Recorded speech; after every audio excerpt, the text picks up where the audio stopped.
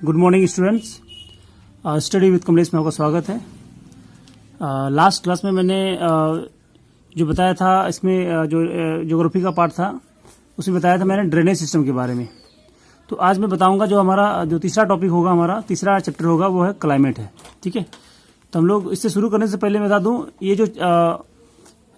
जो क्लास होगी ये बाइलिंगुअल होगा। ठीक है ना, दोनों लैंग्वेज में बनाया हूँ मैं। नोट्स जो प्रिपेयर किया हूँ वो हिंदी इंग्लिश दोनों में है। ठीक है ना, तो इंग्लिश वालों की डिमांड थी सर इंग्लिश में भी होना चाहिए, तो इसलिए मैंने दोनों बाइलिंगुअल तैयार किया हूँ। ठीक है, ताकि सबको सुविधा हो, सबको आसानी हो जाए।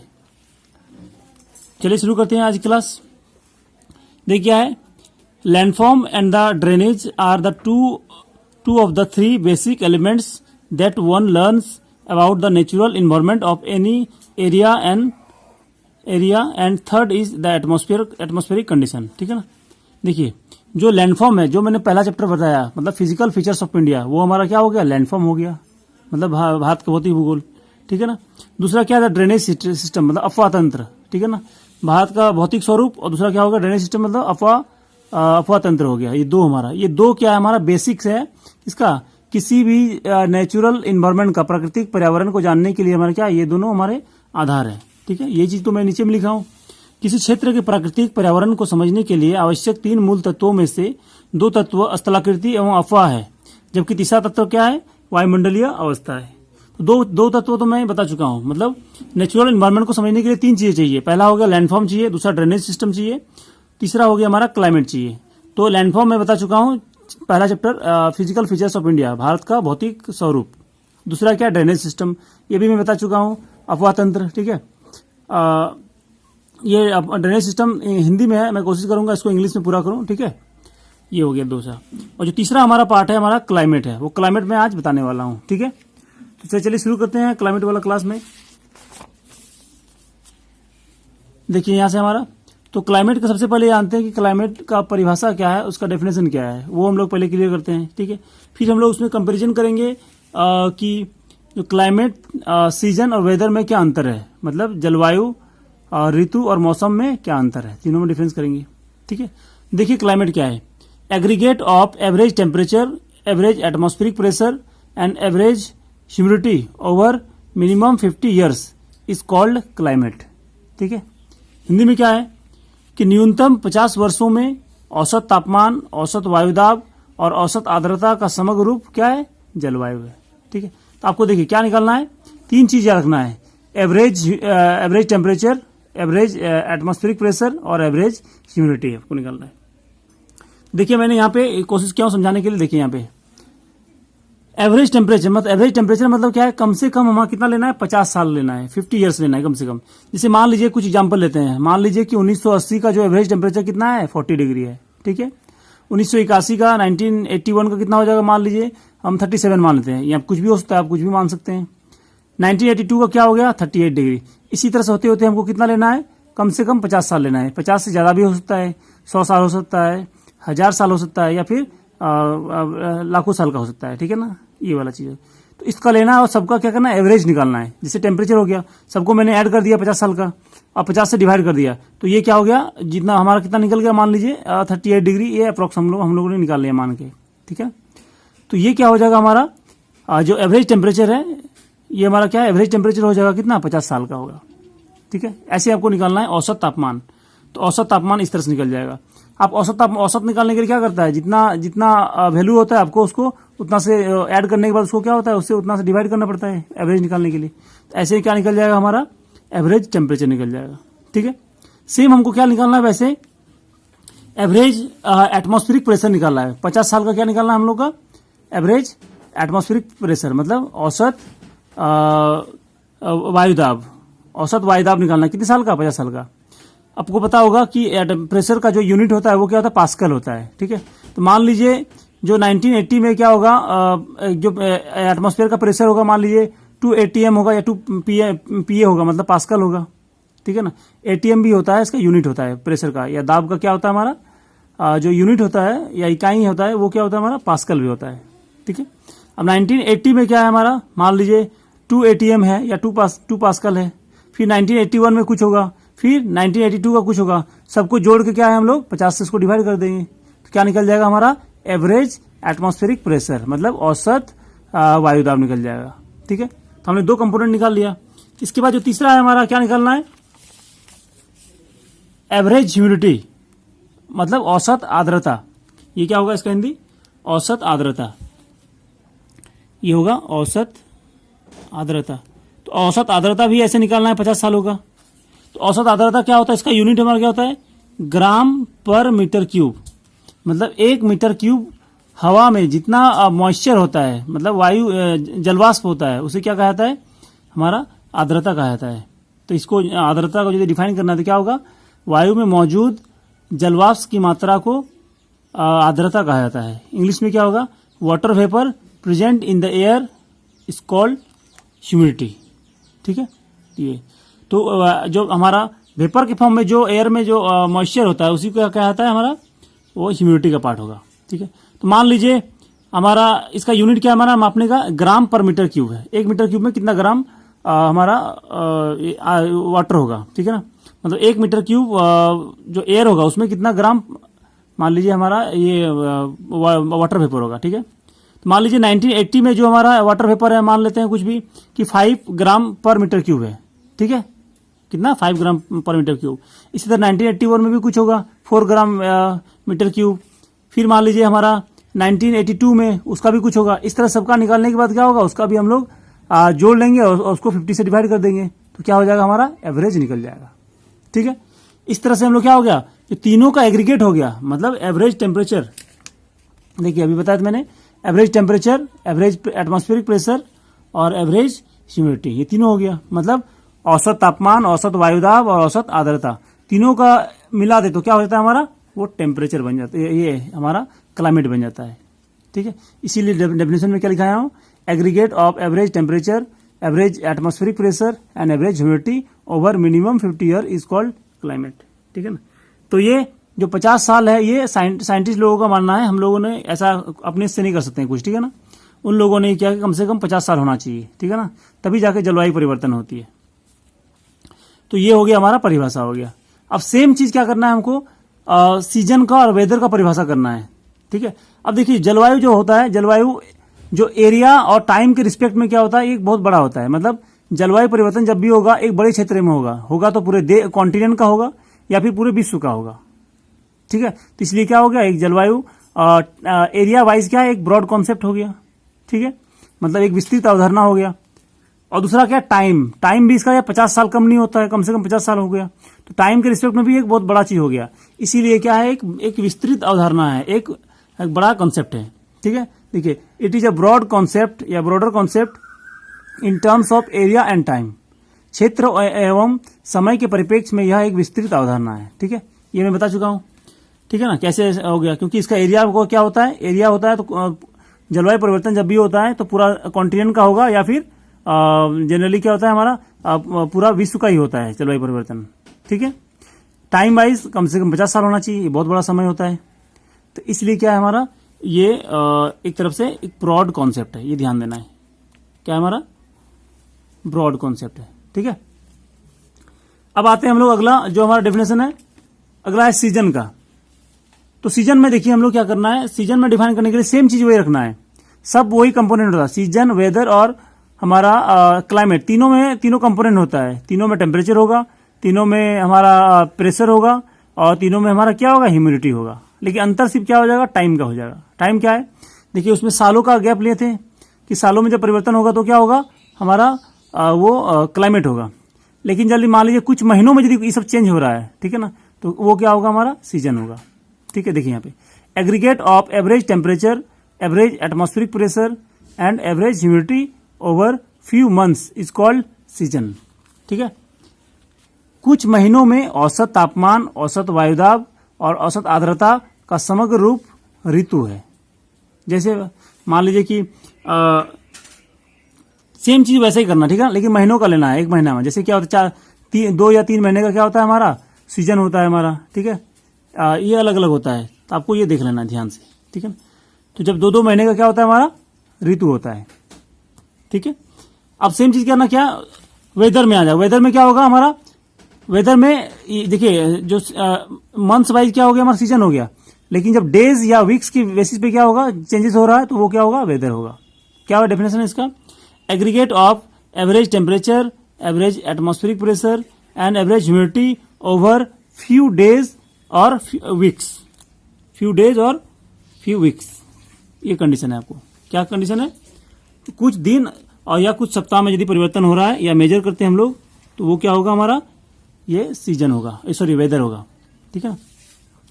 इसका हिंदी में क्या होता है देख लेते हैं। ठीक है ना। देखिए यहाँ पे, कुछ दिनों अथवा सप्ताहों में, कुछ दिनों अथवा सप्ताहों में औसत तापमान, औसत वायुदाब और औसत आर्द्रता का समग्र रूप क्या है, मौसम में। मतलब सबको निकाल देना है।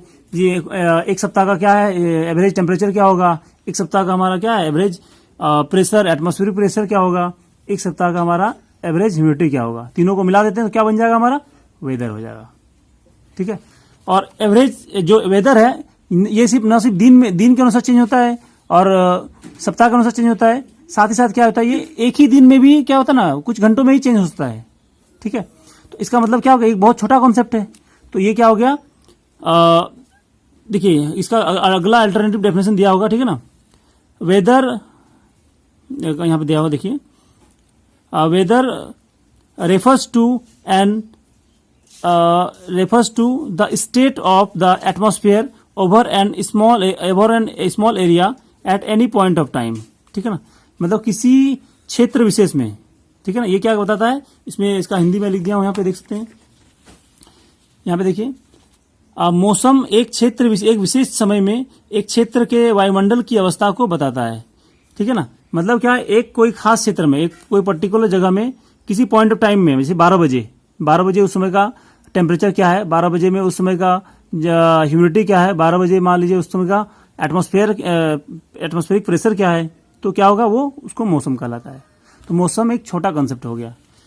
यह समय एवं क्षेत्र के संदर्भ में एक संकीर्ण अवधारणा है। It is a narrow concept in terms of area and time. Time और एरिया के वाइज क्या है, ये एक नैरो कॉन्सेप्ट है। ठीक है ना। क्यों ऐसा है, क्योंकि देखिए वेदर आप देखेंगे कि जो अभी जैसे मान लीजिए एक छोटे क्षेत्र में, एक गांव में अभी का मौसम देखेंगे, बारिश हो रही है, तो पता चलेगा आपको अगला गांव में बारिश नहीं हो रही है। अभी यहाँ पे धूप खिला हुआ है। ठीक है ना। तो अगला पता चलेगा, जैसे मान लीजिए दिल्ली में अभी धूप खिला हुआ है, तो गुड़गांव जगह में क्या आपको पता चलेगा, वहां पे धूप खिला नहीं है। तो ये क्या है, छोटे छोटे जगहों में क्या होता है, आपका टेम्परेचर, ह्यूमिडिटी और एटमॉस्फेयर चेंज हो रहा है, एटमॉस्फेरिक प्रेशर चेंज हो रहा है। इसके कारण क्या होगा, ये इसको हम लोग वेदर बोलेंगे, न कि इसे जलवायु चेंज नहीं बोल सकते हैं, या फिर हम लोग क्लाइमेट चेंज नहीं बोल सकते हैं। ये वेदर में चेंज आया। ठीक है ना। तो वेदर क्या हो गया, छोटा कंसेप्ट हो गया। क्लाइमेट क्या हो गया, बड़ा कंसेप्ट हो गया। ठीक है ना। और जो सीजन क्या है, वो हमारा बीच क्या हो गया। ठीक है ना। आपको ये समझ में आना पड़ेगा। ये तीनों में डिफरेंस है। तीनों में टेम्परेचर, प्रेशर और ह्यूमिडिटी है। अंतर सिर्फ टाइम का हो गया। क्लाइमेट में क्या हो गया, ईयर्स हो गया। कई ईयर्स में होता है, ईयर्स का जो एवरेज ले लेंगे तो क्या होगा, हमारा क्लाइमेट बन जाएगा। कई महीनों का यदि एवरेज ले लें, ठीक है ना, इन तीनों का, तो क्या होगा, हमारा सीजन हो जाएगा। और कुछ दिनों और कुछ सप्ताह या फिर कुछ घंटों का यदि एवरेज ले लें हम लोग, तो क्या होगा, हमारा वेदर बन जाएगा या फिर मौसम बन जाएगा। ठीक है। तो ये वाला था हमारा इसका। तो ये हमारा तीनों का डेफिनेशन था। तो ये समझना पड़ेगा कि तीनों में परिभाषा, अभी मैं मेरे ख्याल से तीनों का डेफिनेशन में क्लियर हो गया होगा। ठीक है। तो ये डेफिनेशन था। ठीक है। अब हम लोग आगे चलेंगे, क्या जो हमारे इसकी कंपोनेंट्स है, मतलब क्लाइमेट के कंपोनेंट कौन कौन सा है, तो जलवायु के घटक कौन कौन सा है। तो जैसा कि नाम से आपको पता चल रहा है कि जलवायु, तो जलवायु तीन शब्दों, मतलब दो शब्द से बना है। जैसे देखो, जल और वायु। ठीक है ना। तो जल मतलब क्या हो गया, इसमें ह्यूमिडिटी, यही क्या होगा, ह्यूमिडिटी होता है। और वायु मतलब क्या होगा, वायु से ही क्या होता है, हमारा प्रेशर बनता है, एटमॉस्फेरिक प्रेशर। ठीक है ना, वायुदाब बनता है। तो जल से क्या हो गया, ह्यूमिडिटी मतलब आर्द्रता हो गया। और वायु से क्या हो गया, एटमॉस्फेरिक प्रेशर मतलब वायुदाब हो गया। और बताइए, इस संसार में कोई ऐसा जगह नहीं है जहां पे ऊर्जा या फिर एनर्जी क्या है, हमारा मौजूद नहीं है। या तो विश्व का कोई भी जगह ले लो, ठीक है ना, ब्रह्मांड में ले लो, यूनिवर्स में कहीं पे भी ले लो, ठीक है ना, या फिर किसी जगह में भी, चाहे अर्थ के इंटीरियर में ले लो, या फिर मान लीजिए यूनिवर्स में कहीं पे भी, उसमें क्या होगा, कोई एनर्जी जरूर से जरूर होगा। ठीक है ना। इसलिए इसका जो सबसे पहला कंपोनेंट कौन सा है, टेम्परेचर। क्योंकि टेम्परेचर के कारण ही क्या होता है, प्रेशर क्रिएट होता है। और ये सारे जो ह्यूमिडिटी का जो कंसेप्ट है सारा इन दोनों पे बेस्ड है। तो पहला हो गया हमारा कौन सा, टेम्परेचर, फिर एटमॉस्फेरिक प्रेशर, देन क्या हो गया हमारा, ह्यूमिडिटी। ठीक है, ये हम लोग पढ़ना है। तापमान, वायुदाब और आर्द्रता पढ़ना है, ये तीनों कंपोनेंट है। देखिए नाम ही क्या होता है, किसी शब्द को व्याख्या करता है। जल, वायु, कितना अच्छा नाम है, ठीक है। तापमान का तो नहीं दिया, लेकिन तापमान क्या है इसमें हिडन है, ये आपको देखना है, ठीक है। क्योंकि तापमान के बिना ना तो वायुदाब बनेगा ना तो आर्द्रता वाला का सारा काम होगा, ठीक है। अब क्या करेंगे हम लोग, इन तीनों का 1 बाय 1 पढ़ेंगे, ठीक है ना। बहुत बड़ा कंसेप्ट है जो हमने टॉपिक लिया है क्लाइमेट, ये बहुत बड़ा टॉपिक है, बहुत सारे लेक्चर आएंगे, ठीक है ना। इसलिए आपको आराम से पढ़ना है, पेशेंस से पढ़ना है, और सारे लेक्चर एक एक सीक्वेंस से देखना है। सीक्वेंस से आप नहीं देखेंगे तो आपको समझ में नहीं आएगा, मैं पहले ही बोल देता हूँ, ठीक है ना। तो सबसे पहले शुरू करते हैं कौन सा, टेम्परेचर या फिर तापमान। तापमान होता क्या है, तो देखिए तापमान हमारा क्या है, द मेजरमेंट ऑफ हॉटनेस और coldness of an body is called temperature. मतलब किसी भी वस्तु या स्थान का, यहाँ पे मैंने वस्तु लिखा हूं, स्थान तो छूट गया यहाँ पे। बॉडी के लिए बॉडी या प्लेस भी कर सकते हैं आप, ठीक है ना, या स्थान। किसी भी वस्तु या स्थान के उष्णता और शीतलता के माप को क्या कहा जाता है, तापमान कहा जाता है। मतलब बॉडी कितना गर्म है, ठीक है ना, तो वो क्या होगा, उसको जो डिग्री में या फ़ारेनहाइट में यदि माप लिए तो क्या हो गया, वो उसका टेम्परेचर हो गया। कितना ठंडा है वो भी यदि माप लिए तो वो भी क्या होगा हमारा, डिग्री में माप लिए या फिर फ़ारेनहाइट में, तो वो भी क्या होगा हमारा, टेम्परेचर होगा। तब को ये समझना है। तो मेजरमेंट है किसका, हॉटनेस और कोल्डनेस का, दोनों का, सिर्फ हॉटनेस का नहीं। लोग समझते हैं कि 40 डिग्री है, 40 डिग्री सेल्सियस है तो यही टेम्परेचर है, -40 भी है तब भी वो क्या होगा हमारा, टेम्परेचर होगा। बहुत सारे लोग मिसअंडरस्टैंडिंग करते हैं, ठीक है ना, कि जो हमारा हॉट है वही क्या है हमारा टेम्परेचर है, नहीं, जो कोल्ड है वो भी टेम्परेचर है, बर्फ है उसका भी कुछ टेम्परेचर होगा, ठीक है ना। तो वो आपको माइंडसेट आपको थोड़ा दूर करना है। तो क्या हो गया हमारा, मेजरमेंट ऑफ हॉटनेस और coldness of a body is called, क्या है हमारा, टेम्परेचर हो गया, ठीक है। तो ये हमारा डेफिनेशन हो गया। आगे शुरू करते हैं हम लोग। देखिए अब ये जो हमारा टेम्परेचर है वो आता कहां से है, जो अर्थ का टेम्परेचर है वो हमारा आता कहां से है, ये इसको अर्थ में हमारा टेम्परेचर कहां से बनता है, ठीक है ना, वो सारे हम लोग डिटेल जानना है। तो देखिए हमारा, the earth receives almost all of its energy from the sun, ठीक है ना। जो पृथ्वी है, यहाँ पे लिख दिया हूं मैंने, पृथ्वी अपनी ऊर्जा का लगभग संपूर्ण भाग सूर्य से प्राप्त करती है, ठीक है ना। ये हमारा कहां से, सूर्य से प्राप्त करती है। ऑलमोस्ट, मैंने यहाँ पे क्या लिखा हूं, ऑलमोस्ट, मैंने लिखा लगभग, ठीक है ना, लगभग, मैंने पूरा नहीं बोला sorry. The earth receive almost all of its energy, almost मैंने बोला, मैंने पूरा नहीं बोला, ठीक है ना, क्योंकि कुछ जो एनर्जी है सन के अलावा भी आता है। कहाँ से आता है, सन के अलावा हमारा आता है कहाँ से, हमारा आता है अर्थ के इंटीरियर से, अर्थ के अंदर से भी कुछ एनर्जी बनता है, ठीक है ना। अर्थ के अंदर से भी जो एनर्जी आता है उससे हमारा कुछ भाग मिलता है एनर्जी का, इसलिए क्या ऑलमोस्ट हमारा क्या है। लेकिन सारा के सारा एनर्जी किस पे डिपेंड है हम लोग, वो हम लोग डिपेंडेड है सन पे, इसलिए हम लोग क्या है, सन की पूजा करते हैं, क्योंकि सन के बिना कुछ भी पॉसिबल नहीं है। अल्बर्ट आइंस्टीन ने कहा था कि यदि हम लोग सन को पूरी अच्छी तरीके से जान ले तो बहुत सारे जो मिस्ट्री है, जो रहस्य है, ठीक है ना, वो अर्थ से और जीवन से संबंधित जो लाइफ के रिलेटेड जितनी सारे हमारे गुत्थियां हैं, ठीक है ना, पजल्स है, वो सारे सॉल्व कर सकते हैं यदि हम लोग सन के बारे में जान लें, ठीक है। तो आप सोच सकते हैं सन का कितना महत्व है। सन, जैसे अभी कोरोना वायरस आ गया तो कोरोना वायरस से बहुत कम ही लोग मरेंगे, लेकिन सन यदि खत्म हो गया तो पूरा अर्थ ही खत्म हो जाएगा, अर्थ का एग्जिस्टेंस ही खत्म हो जाएगा, क्योंकि सारा एनर्जी क्या है उसी से बनता है। पेड़ पौधे का बनना सारा अर्थ के कारण ही, सन के कारण ही होता है। सन के एनर्जी के बिना कुछ पॉसिबल नहीं है, ठीक है। चलिए शुरू करते हैं आगे। The earth in turns radiates back to space the energy received from the sun, ठीक है ना। अब बदले में क्या करता है, जो पृथ्वी क्या करती है, जो सन से जो ऊर्जा प्राप्त करती है उसको वापस क्या करती है, परावर्तित करके वायुमंडल में भेज देती है, एटमॉस्फेयर में भेज देती है, ठीक है ना। As a result the earth neither warms off nor does it get cooled over a period of time, ठीक है ना। देखिए सन से एनर्जी आता है, फिर वापस क्या करती है, अर्थ उसको बाहर भेज देती है। तो इस तरह से क्या होता है, अर्थ ज्यादा ना तो गर्म होती है ना तो ठंडा होती है, उसका क्या होता है, हीट का जो एनर्जी का लेवल क्या होता है वो बराबर रहता है, ठीक है। दस the amount of heat received by the different parts of the earth is not the same, ठीक है ना। जो अर्थ का अलग अलग भाग है उसमें क्या है, जो ऊर्जा का हमारा एनर्जी का लेवल है वो अलग अलग रिसीव करता है, ठीक है ना, कहीं पे ज्यादा कहीं पे कम। जैसे इक्वेटोरियल रीजन में, विषुवत रेखा में क्या होता है, एनर्जी ज्यादा रिसीव करता है, लेकिन पोलर रीजन में कम होता है, ठीक है। This variation causes pressure differences in the atmosphere, और ये वेरिएशन के कारण क्या होता है, हमारा प्रेशर का डिफरेंस होता है। अब ये कैसे होता है प्रेशर डिफरेंस, ये मैं बता देता हूं। जैसे देखिए मान लीजिए जहां पर टेम्परेचर ज्यादा होगा, ठीक है ना, तो टेम्परेचर ज्यादा होगा तो वहां का जो हवा होगा वो गर्म होके क्या हो जाएगा, वो हवा क्या हो जाएगा, गर्म होके ऊपर उठ जाएगा, ठीक है। तो वहां पे क्या होगा, हवा की मात्रा क्या होगा, बहुत कम होगा, ठीक है। तो मान लीजिए यहाँ पे क्या है 2 3 4 क्या है मॉलिक्यूल्स हवा का, यहाँ से बहुत कम है। लेकिन मान लीजिए तो यहाँ का क्या होगा, टेम्परेचर ज्यादा होने के कारण क्या होगा, हवा ऊपर उठ गई, ठीक।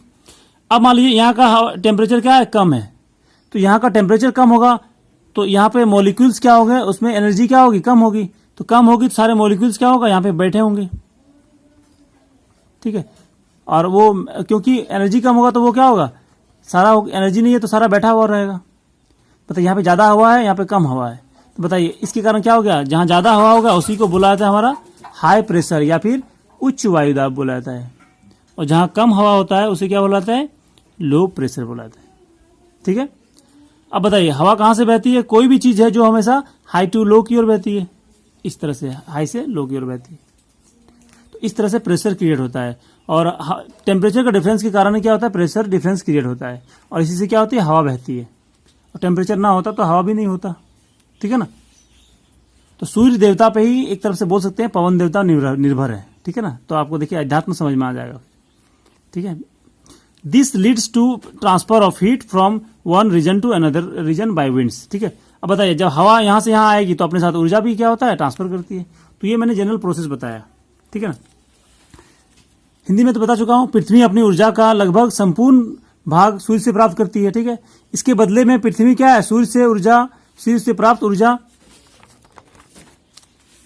ऊर्जा को अंतरिक्ष में वापस विकृत कर देती है, मतलब भेज देती है, ठीक है। परिणाम स्वरूप क्या होता है, पृथ्वी न तो अधिक समय के लिए गर्म होती है और न ही अधिक ठंडी होती है, ठीक है।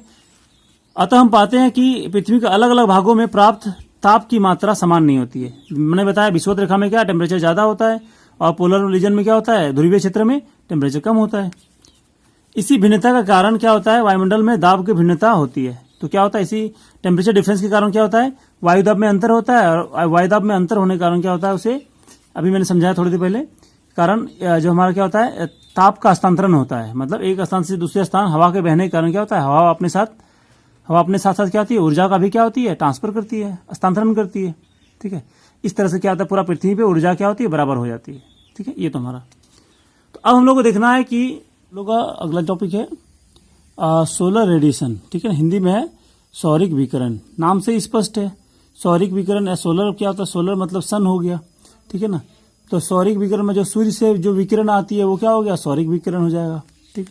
अब देखिए हमारा इसका डेफिनेशन क्या है, the energy received by the earth is known as incoming solar radiation which in short is term as insolation, ठीक है ना। जो अर्थ से हमारा एनर्जी रिसीव होता है, प्राप्त करते हैं, ठीक है ना, उसे क्या कहा जाता है, सोलर इंसोलेशन कहा जाता है। देखो हिंदी में पृथ्वी को प्राप्त होने वाली ऊर्जा को आगामी सौर विकिरण या संक्षिप्त रूप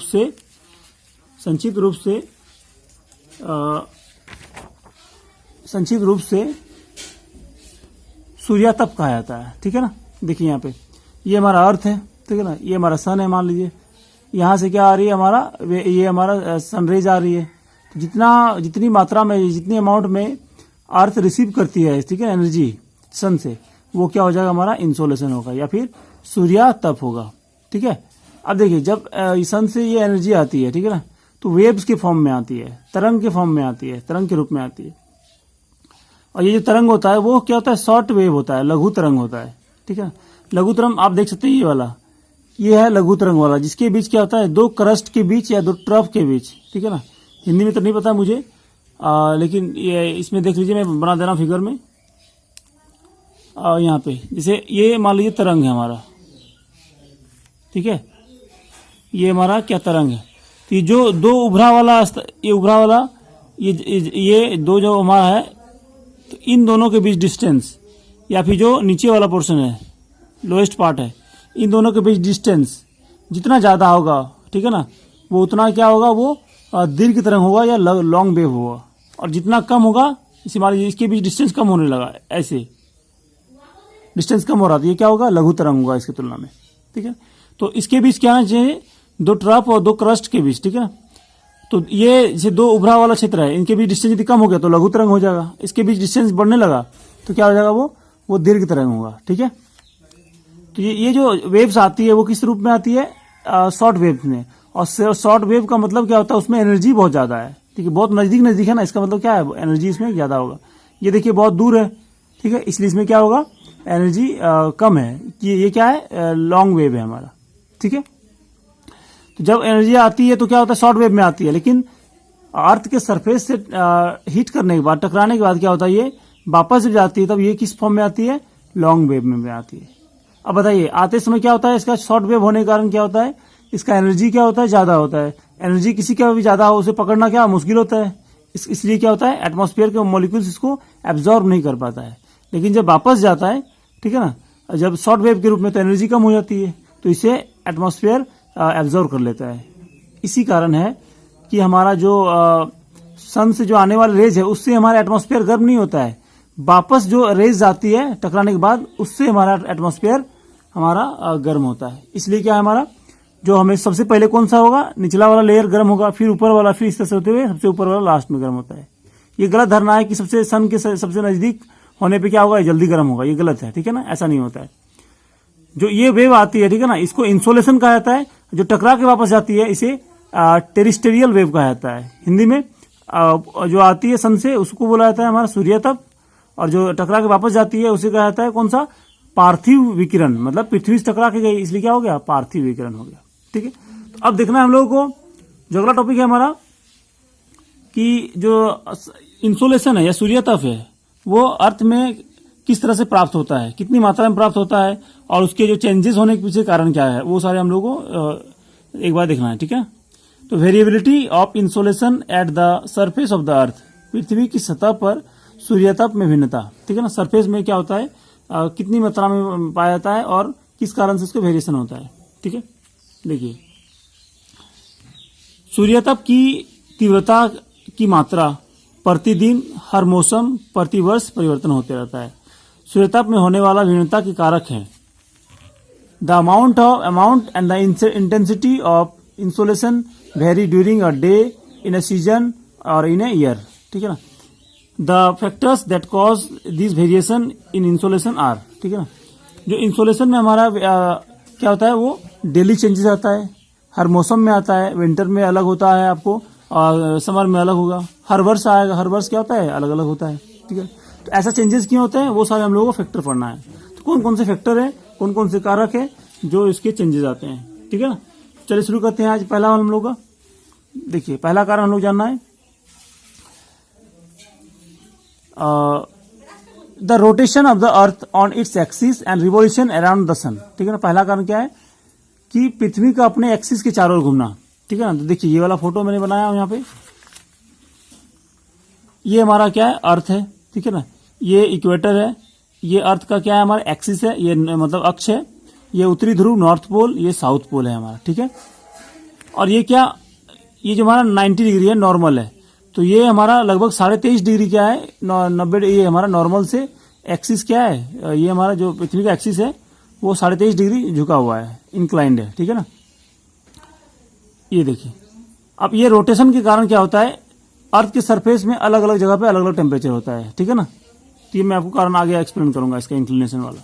ठीक है, तो ये डिटेल में नहीं। ठीक है, इसको मैं आगे एक्सप्लेन करूंगा, क्योंकि आगे इसका है, इसका पॉइंट है। ठीक है, the rotation of the earth axis हो गया। दूसरा कारण क्या है हमारा, रिवोल्यूशन अराउंड द सन। देखिए, पृथ्वी का सूर्य के चारों चक्कर लगाने के कारण भी क्या होता है, उसका इंसोलेशन में वेरिएशन आता है। देखिए, ये हमारा सन है, और ये अर्थ का हमारा क्या है, पोजीशन है। और ये क्या है, अर्थ के रोटेशन का मतलब, सॉरी, रिवोल्यूशन का या परिक्रमण का क्या है हमारा, ये पाथ है।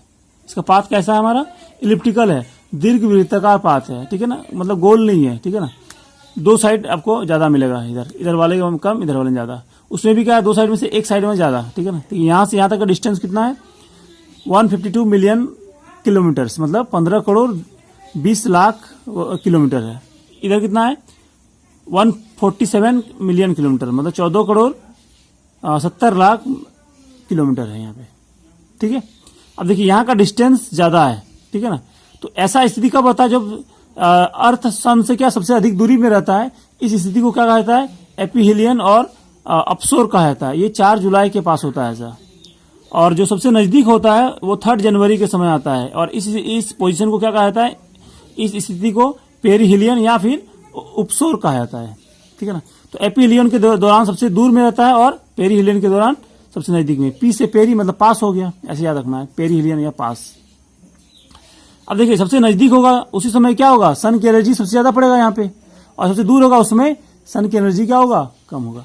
तो 4 जुलाई के समय क्या होगा, इसमें एनर्जी क्या होता है, कम होता है, इसको कम मिलेगा अर्थ को, और जनवरी के समय क्या होगा, इसको ज्यादा एनर्जी मिलेगा। आपको ये समझना है, ठीक है। तो इसके कारण भी क्या होगा, इंसोलेशन में वेरिएशन आएगा। तो पहला कारण हो गया। हिंदी में इसका लिख दिया हूं मैं, पृथ्वी के अपने अक्ष में घूर्णन एवं सूर्य के चारों ओर परिक्रमण के कारण ये इंसोलेशन में वेरिएशन आता है, सूर्यताप में वेरिएशन आता है। अब अगला कारण देखिए हमारा, the angle of inclination of sun's rays, जो सन का रेज है उसका जो झुकाव के कारण है, ठीक है ना। इसका हिंदी आप देख सकते हो यहाँ पे, ये क्या है हमारा, किरणों का नति कोण, नति मतलब झुकना, ठीक है ना।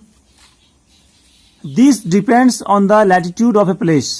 ये इसको पहले मैं आपको फिगर दिखाता हूँ, फिर आपको समझ में आ जाएगा। देखिए ये आप देख रहे हैं, ये कौन सा हमारा, ये पूरा अर्थ है, ये हमारा कौन सा एक्सिस है, नॉर्थ पोल साउथ पोल। और ये कब का, समर सोलिस्टिक का है, ठीक है ना। मतलब जब सन क्या है हमारा, ट्रॉपिक ऑफ कैंसर पे सीधा पड़ता है, उस समय का ही पोजीशन है।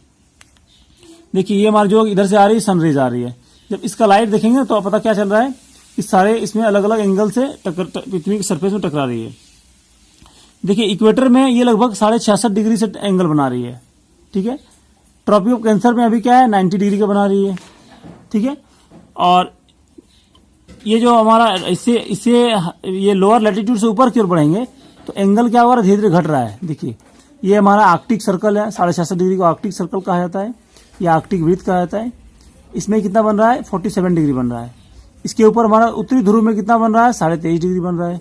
और उत्तरी ध्रुव से पार जाएंगे तो आपको क्या मिलेगा, यहाँ पे 0 डिग्री एंगल बनेगा, ठीक है। इधर भी ऐसे ही आते जाइए, इधर अलग अलग एंगल से बन रहा है।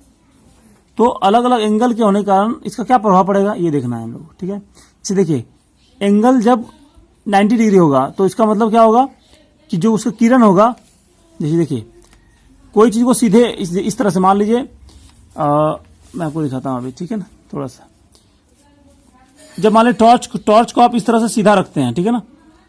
सीधा रखने पे क्या होता है, एक इतना बड़ा क्षेत्र में पड़ेगा मान लीजिए। नहीं टॉर्च को तिरछा मारेंगे तो क्या होगा, इसका जो क्षेत्रफल क्या हो जाएगा, बढ़ जाएगा, ठीक है ना।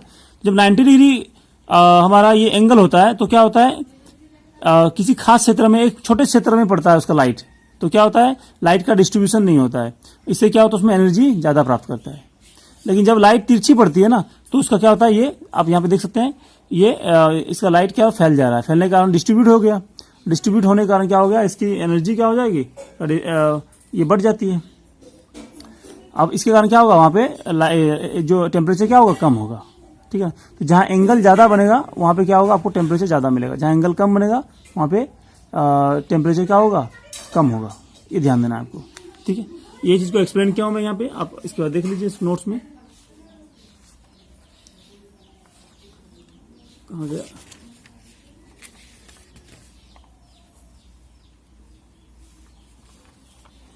मिल नहीं रहा है लग रहा है,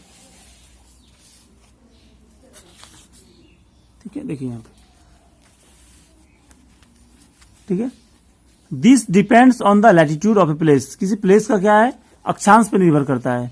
the higher the latitude the less is the angle, ठीक है। अभी मैंने देखा है जितना हाई लैटिट्यूड की ओर जा रहे हैं, ठीक है ना, तो एंगल क्या बन रहा है, एंगल ऑफ इंक्लिनेशन कितना बन रहा है, कम हो रहा है, ठीक है ना। जैसे 90 डिग्री में चले गए तो क्या हुआ, एंगल कितना बन रहा है, 23.5 डिग्री, ठीक है। फिर जिससे 0 डिग्री में कितना लगभग हमारा 23.5 डिग्री में कितना बन रहा था, 90 डिग्री बन रहा था। और जैसे ऊपर जा रहा था कि एंगल ऑफ इंक्लिनेशन क्या हो रहा है, घटते जा रहा था। ये देखना है, they make angle they make with the surface of the earth resulting in the slant rays, ठीक है ना। तो एंगल ऑफ इंक्लिनेशन क्या हो रहा है, जो अर्थ की सरफेस से जो एंगल बना रहा है वो धीरे धीरे घटते जा रहा है। इसके कारण क्या हो गया, अब किरण क्या हो गया, अब तिरछा पड़ने लगी। इसके कारण एंगल जितना कम होगा वो किरणें क्या होगी, उतना तिरछा हो जाएगा, ठीक है। इसी का हिंदी में कर दिया हूं मैं। यह किसी स्थान के अक्षांश पर निर्भर करता है। अक्षांश जितना ऊंचा होगा मतलब ध्रुवों की ओर होगा, किरणों का नतिकोण उतना ही कम होगा, अतः सूर्य की किरणें तिरछी पड़ेगी। ठीक है ना। तिरछापन के आधार पर भी हमारा क्या होता है, इंसोलेशन निर्भर करता है। जहां सीधा पड़ेगा वहां पे एनर्जी ज्यादा मिलेगा, टेम्परेचर ज्यादा होगा, जहां तिरछा होगा वहां पे एनर्जी कम होगा। बस ये चीज ध्यान देना है। आगे देखिए, इसका एक्सप्लेनेशन दिया है क्यों ऐसा होता है। The area covered by the vertical rays is always less than the slant rays. ठीक है ना, मतलब जो हमारा ये तिरछी किरणें हैं, ठीक है ना, देखिए यहाँ पे जो तिरछी किरणें हैं की अपेक्षा सीधी किरणें कम स्थान पर पड़ती है। ये तो सही बात है, अभी मैंने बताया। ठीक है, if more area is covered the energy gets distributed and then net energy received per unit area is decrease. ठीक है ना, ज्यादा एरिया होगा तो क्या होगा, एनर्जी डिस्ट्रीब्यूट हो जाएगी और पर यूनिट जो एरिया में जो टेम्परेचर रिसीव करेगा, वो एनर्जी रिसीव करेगा, वो क्या हो जाएगा, कम हो जाएगा। Moreover slant rays are required to pass through greater depth of atmosphere resulting in more absorption, scattering and diffusion। ठीक है, इसके अलावा क्या होता है, जब कोई भी रेज को ये मान लीजिए, देखिए ये तिरछा किरण है मान लीजिए, तो ये जब गुजरता है तो इसको क्या होता है, एटमॉस्फेयर का एक ज्यादा डेप्थ, इसकी मोटाई से गुजरना पड़ता है। सीधा रखेंगे, जैसे मान लीजिए ये किरण क्या सीधा है, तो यहां से लेके यहां तक इसको आप जो मोटाई देख सकते हैं, और तिरछा करने पे क्या होता है, इसकी मोटाई बढ़ जाती है। ठीक है, तो इससे क्या होता है, मोटाई बढ़ने के कारण क्या होगा, इसका एब्जॉर्प्शन होता है, मतलब जो वायुमंडल में जो वाष्प होगा, वेपर होगा या फिर डस्ट पार्टिकल होगा, वो एब्जॉर्व कर लेता है, बिखर स्कैटरिंग हो जाता है। ठीक है ना, प्रकीर्णन हो जाता है या विसरण हो जाता है, फिर डिफ्यूजन हो जाता है। ठीक है ना, ये तीनों प्रोसेस के कारण क्या होता है, इसका लाइट का क्या होता है, ये डिस्ट्रीब्यूट हो जाता है। ठीक है, आप यहाँ पे देख सकते हैं, उसका उसी का मैं लिख दिया। देखिए यहाँ पे किरणों के अधिक क्षेत्रों में पड़ने से ऊर्जा का वितरण बड़े क्षेत्र पर होता है, तब प्रति इकाई क्षेत्र को कम ऊर्जा मिलती है। इसके अतिरिक्त तिरछी किरणों को वायुमंडल में अधिक गहराई से गुजरना पड़ता है, अतः अधिक अवशोषण, प्रकीर्णन और विसरण के द्वारा ऊर्जा का अधिक ह्रास होता है। ठीक है, ये देखना आपको। तो ये दो कारण हो गया। इसके कारण क्या हो गया, स्लैंट रेज या तिरछी किरणों, एंगल ऑफ इंक्लिनेशन, ठीक है ना, किरणों का जो झुकाव है, उसके कारण भी क्या होता है, हमारा इंसोलेशन पर प्रभाव पड़ता है। ठीक है, तीसरा कारण देख लेते हैं हम लोग। तीसरा कारण है हमारा द ट्रांसपेरेंसी ऑफ एटमॉस्फेयर, सौर विकिरण का वायुमंडल से होकर गुजरना, मतलब कितना वो ट्रांसपेरेंट है। जैसे मान लीजिए उसमें डस्ट पार्टिकल यदि मान लीजिए कम है तो आसानी से गुजर जाएगा, डस्ट पार्टिकल ज्यादा है तो गुजरना क्या होगा, मुश्किल होगा, एनर्जी एब्जॉर्ब हो जाएगा एटमॉस्फेयर में। ठीक है, मान लीजिए वाटर वेपर ज्यादा होगा तो वो जो हीट है वो एब्जॉर्ब कर लेगा, वाटर वेपर सरफेस तक पहुंच नहीं पाएगा, तो इंसुलेशन में क्या होगी, कमी आएगी। तो ये ट्रांसपेरेंट कितना है, इसमें भी डिपेंड करता है। ठीक है, इसका कोई मैं ज्यादा एक्सप्लेन नहीं किया हूं। ठीक है ना, आगे देखिए, हमारा आगे जो है हमारा चौथा कारण है the length of the day. ठीक है ना, दिन की लंबाई पे डिपेंड करेगा। जैसे मान लीजिए दिन की लंबाई ज्यादा है, 12 घंटे की जगह 13 घंटे हो रहा है दिन की लंबाई। ठीक है ना, तो क्या उसमें इंसोलेशन टेम्परेचर क्या होगा, एनर्जी ज्यादा रिसीव करेगा तो टेम्परेचर भी बढ़ेगा। ठीक है, दिन की लंबाई छोटा होगा, ठीक है ना, तो आपको उसमें टेम्परेचर भी कम होगा। जैसे विंटर के मौसम में होता है, विंटर के मौसम में एनर्जी क्या होता है, कम मिलता है, इंसोलेशन, सूर्य ताप कम मिलती है, और गर्मी के मौसम में ज्यादा मिलती है। ठीक है, अगला देखिए हमारा फिफ्थ कारण कौन सा है, the configuration of land in terms of its aspect. ठीक है ना, स्थल विन्यास, मतलब लैंड का डिस्ट्रीब्यूशन, लैंड और ओशन का डिस्ट्रीब्यूशन भी डिपेंड करेगा कि हमारा इंसोलेशन कितना प्राप्त होता है।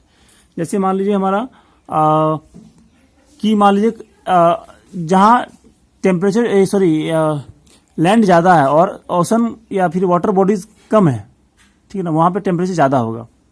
क्यों, क्योंकि लैंड जल्दी गर्म होता है और जल्दी ठंडा होता है, और ओशन क्या होता है हमारा, धीरे से गर्म होता है और धीरे से ठंडा होता है। बस ये कारण ध्यान रखना है।